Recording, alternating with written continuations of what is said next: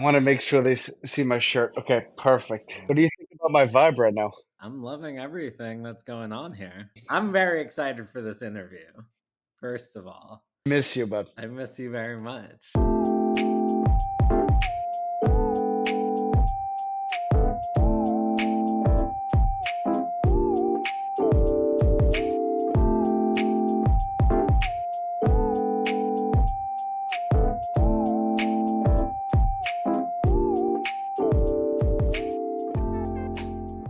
So inspired by Thank you. you. I mean, honestly, I'm sure you've been hearing it a lot since the book came out, and you've been all over local news channels, been on the book tour. You got to talk about the book, My Addiction, My Superpower by Mitch Motivates. I'm especially excited. I want to honor your story and you. And also, Thank you. I know that in our community, addiction is something that affects so many people, yet it's one of those things that is stigmatized. People probably the numbers of people that are dealing with it versus the number of people that are actually openly talking about the fact they're dealing with it. Yeah.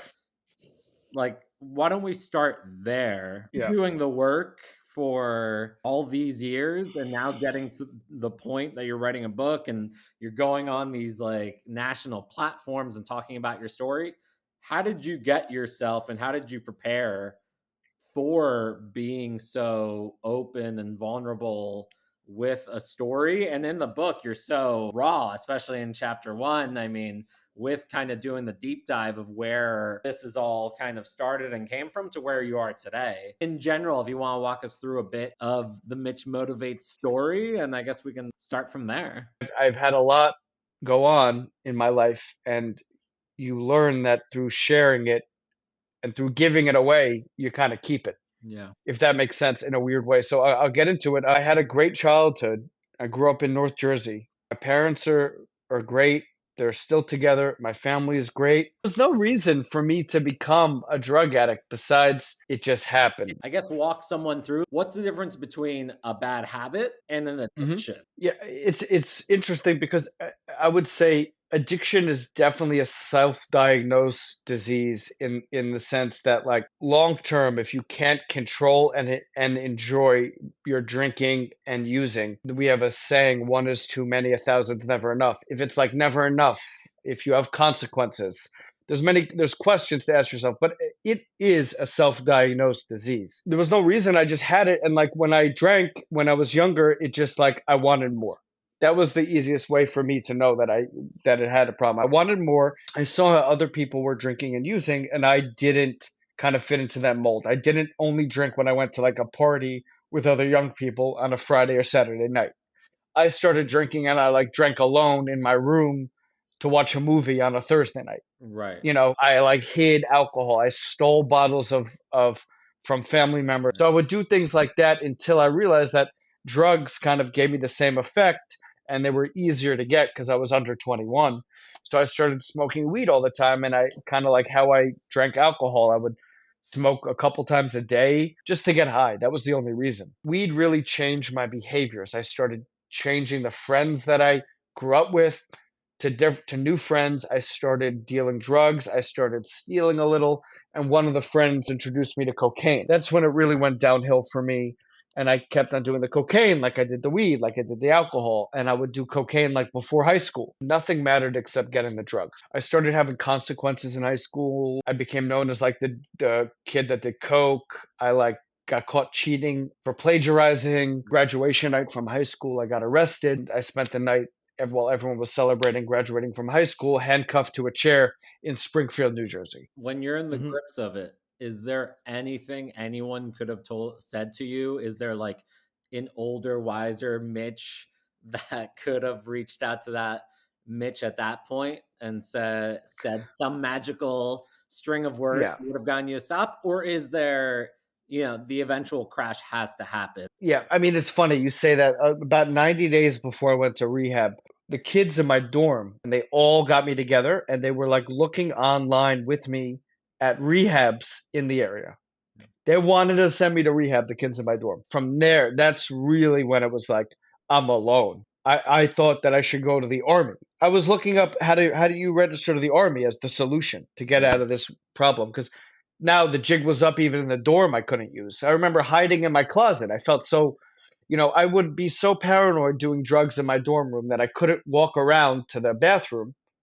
So I would pee in water bottles in my dorm room and I would leave it on the desk. And I would didn't care so much about how I lived because I only cared about doing the drugs that I didn't even care to put the top on the urine water bottles. So I had exposed urine. I came home from my cousin's bat mitzvah April of my freshman year and then ended up running away from home. I said I had to leave the dinner early because I had a test that I had to study for, and I ran away. I spent the first night at my drug dealer's house. Friday came around.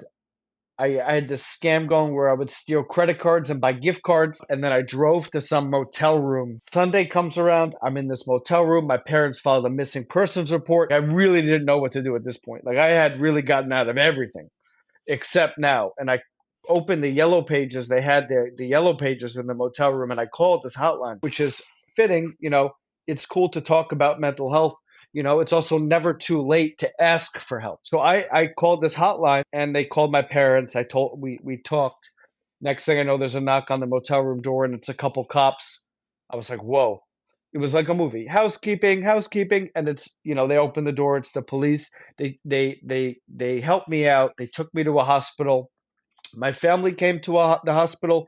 I told them I needed help and I couldn't stop. And a week later, I was in treatment. When you're first getting in there, can you walk me through like some of the first exercises? There's a lot of magic that's happening in that 8-month period where you're in Yeah. treatment center. Is there any from that time that jump out at you as like particularly helpful for starting to envision a future sober Mitch? Yeah. Well, I mean, the first thing is like the mindset. And like I wanted to be there because I knew I needed help. I knew what I was doing wasn't normal. I knew I couldn't stop. I knew that I screwed over a lot of people. Talking about myself and the therapy was one thing. The biggest thing was the community, to know that there was other young people, to hear stories. People were talking about the things that they've done. I remember someone was like, "Oh yeah, I used to buy gift cards and use that to buy drugs. Oh yeah, I would steal jewelry. Like I stole my mom's jewelry." I was like, "I did that too, dude." So there was a lot of like the community was huge, Well, especially as a young person. the shame starts to evaporate once it's like you find that community, you see that you're not Yeah, this is alone. so enigma. It's like this is a thing. There's a whole community and Yeah. people struggling and now coming together to support one another. The two biggest thing for the treatment center that really stuck with me was one, the biggest thing was the community, to know that there's people that both were my age and did similar things. And then you see the people that have gone through it, whether it's the staff at the treatment center or like on Sundays, we would do there would be like a chapel service and it was non-denominational and they would open it up to alumni. So you would see other people that have went through the treatment center. And it's where I laid the groundwork to my long-term recovery, both through 12-step and the therapies. I was in treatment for 4 months and then I went to a halfway house for 4 months. So 8 months total treatment. This time I'm in the Poconos. I found myself in the Poconos and I lived in the halfway house. I got a part time job. I went to school part time. I volunteered. I started to send money home to my parents. I started to pay for some of my own bills. I remember we got like a pay as you go phone, and that was huge for me. So I started learning responsibility and discipline, and like these really helped me learn how to live sober. And again, by being, and also the community, being around young people that were sober.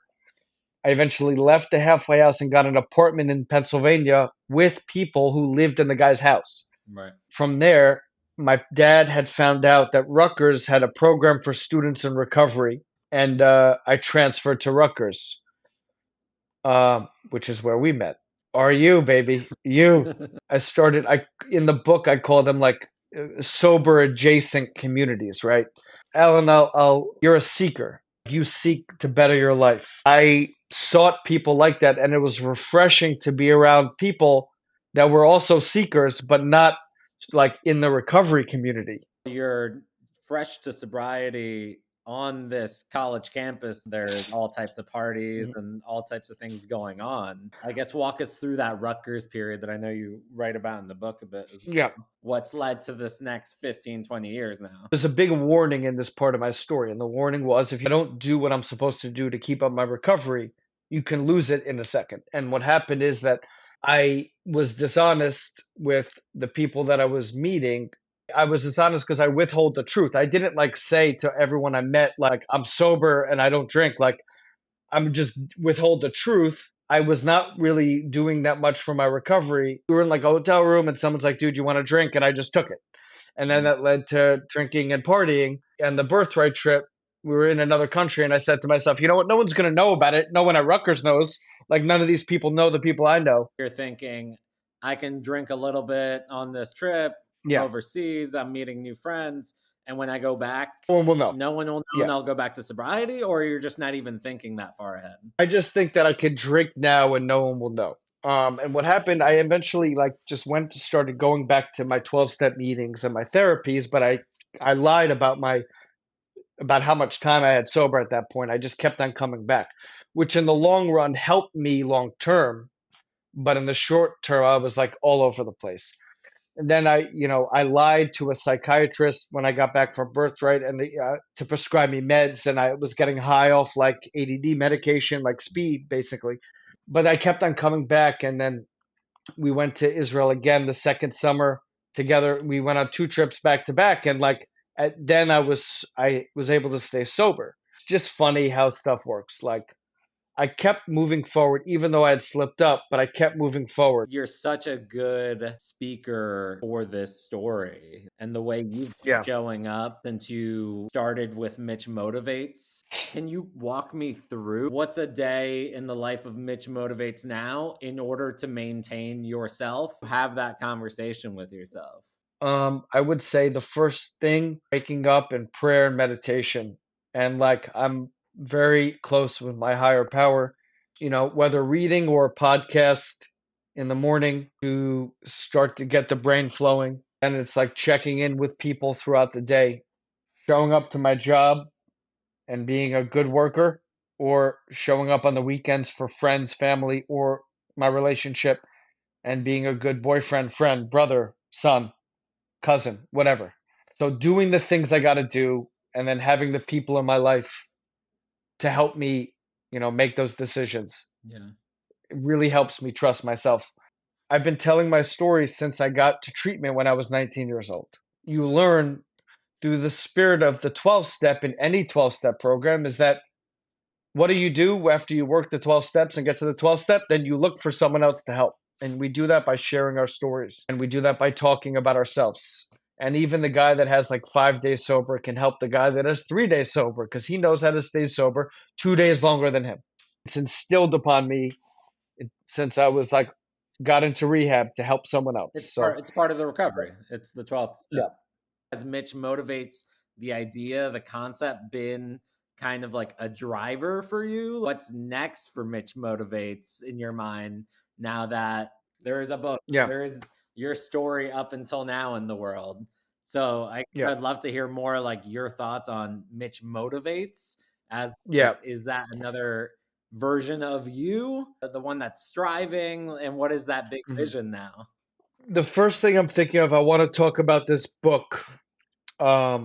It's called Chop Wood, Carry Water. In the book, he talks about how to plant a bamboo tree. You have to plant the seed. You have to water it the same time every day. You just water like a bamboo tree, I think, once a day at the same time. And after a couple months, after a year goes by, what do you see? Nothing. But you still have to water at the same time after every day. After a couple years, you watering at the same time every day. What do you see? Nothing. But what's really happening is under the ground, the bamboo tree is expanding, and the foundation and the roots are getting so strong. I believe it takes 10 years for the bamboo tree to start to sprout. Of the same time every day, you water it, the same time every day, you see nothing, no results. And then I think it takes like 90 days for it to grow up 45 feet. And that's kind of like what I think of when I think of like what Mitch Motivates is. I just keep moving forward. So to me, it just is like everything has worked out in my life, in my sobriety. And it's like I've been able to do these amazing things. And the latest is that I've been able to come out with the book to share my story. I'm excited for the next book and the one after, because you do, I think, really have a way of reaching folks. Thank you. It's really a powerful message that you're putting out there, that I'm grateful for that you're doing it, and I just love you. I love you, Alan. I want to leave people with one more thing. Please. I keep it simple today. If you go to mitchmotivates.com, you can buy my book, My Addiction, My Superpower. No, it really is an incredible book. I read it. Let this be a testament of like how much wisdom and knowledge you can really pack in Thank you, Alan. into a short book. I have dog ears all over. I appreciate you. You are someone that, true to your name, you motivate me whenever I see your videos pop up on Instagram, and you inspire me, and you make me want Thank to you. kind of be out there and do more service and be even louder with these messages. So I'm glad we could Thank you. have a collab like this. Can you send me one of those tissue boxes my way? I'm gonna cry. No. Let's see the collab tissue box. I love that. Healing is Where can we buy that, Alan? Target stores nationwide, of course. Kleenex Target. self-care is for everyone. Target, the custom Kleenex. I love that. Love it. Okay, well, have a great day, dude. Much love to you and your family, and thank you for having me. I love you, Mitch. One more time, the book, Love you. Amazon. It's on barnesandnoble.com. Thank you. God bless. I'll talk to you later, okay? Enjoy your weekend.